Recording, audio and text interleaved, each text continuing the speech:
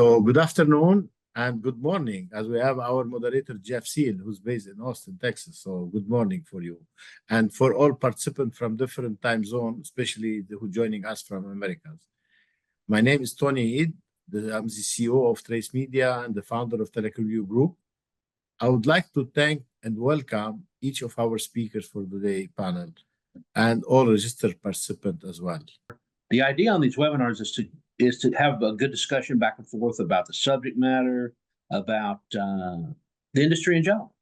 So it's a pleasure and honor to have everybody here. One thing is changing. Basically, if you look at the customers, the hyperscalers, the large enterprise, the content providers, gaming companies, the governments, they are all heterogeneous in terms of their nature of business. But in terms of their wholesale requirements or connectivity requirements, they are becoming very homogeneous, in terms of they need low latency, they need high bandwidth, they are looking at optimized cost, they are looking at scalability.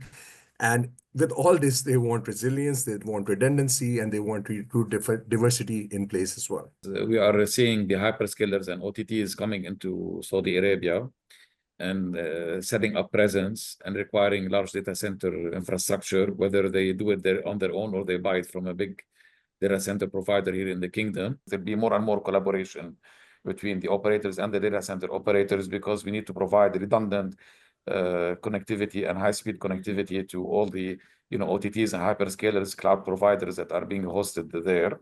The geography is forcing us to innovate in routes, to innovate in technology that will light these routes. So no longer, in my mind, the cycle where a single entity or a single technology provider controls the solution. Now it's gonna open up.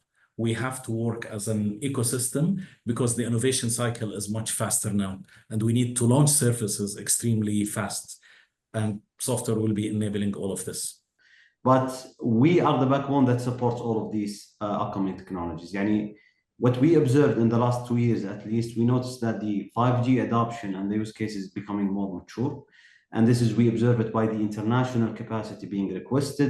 We observe it by the amount of power that the telecom providers are asking for within the DC itself. The real challenge now for us is how we can build something that is sustainable and also agile at the same time to accommodate the upcoming changes. With the capacity demand, with the hyperscalers investments in the region, with the content and cloud services and computers moving closer and closer to the customers, we're going to be requiring a lot of capacity in the next couple of years.